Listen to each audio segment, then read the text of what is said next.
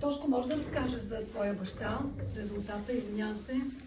Да, аз имах подобен случай, така като на Поли майката, с потъмняване и нашата ситуация с баща ми е, че той има подагра вече доста напреднал стадий, доста влошена, с образование на тези кристали, които са от пикошната киселина. И ръцете са му поддути, отучил и ревматоид или не съм сигурен точно как се казваше, но тези кристали, артрит, да, благодаря. Тези кристали образуваха много, те са като гнойни топчета, казват, че не са гнойни, на мен на такова ми приличат. На краката и на ръцете. И на краката две от тях се спукаха на левия крак. Раната стана огромна.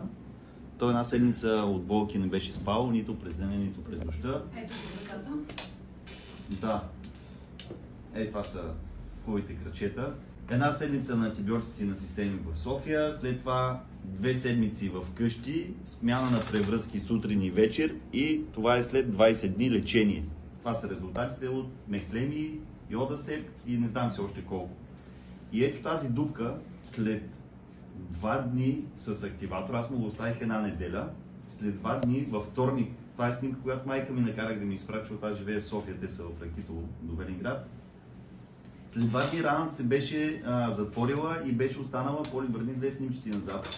Да, онази червената рана, която е с живо месо и има вътре едно бяло такова работещо, се затвори, хвана ръбчета и стана, ето така изглежда.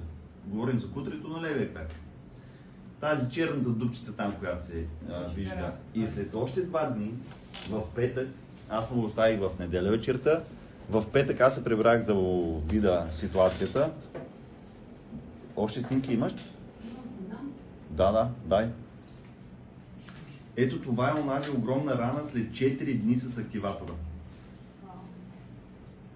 Докато беше в София, хирург го гледа, каза, че трябва да се цепи, да се чисти. Това няма лечение, защото там средата е много киселина, страх ги е да цепат да махат, защото няма да зарасне.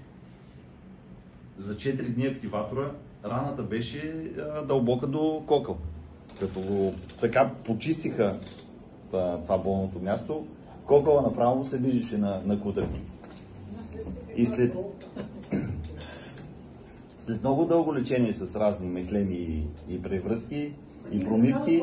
Моя крак е това. Това е на его крака. За 20 минути махнах пъпка от паяк, дето беше възпалил и се Чудим се на баща му, викам така. Да, така че активатора направо ми спаси живота, защото София ни изписаха от болницата с думите дано антибиотика да му подейства, иначе почваме да режем пръсти и крака.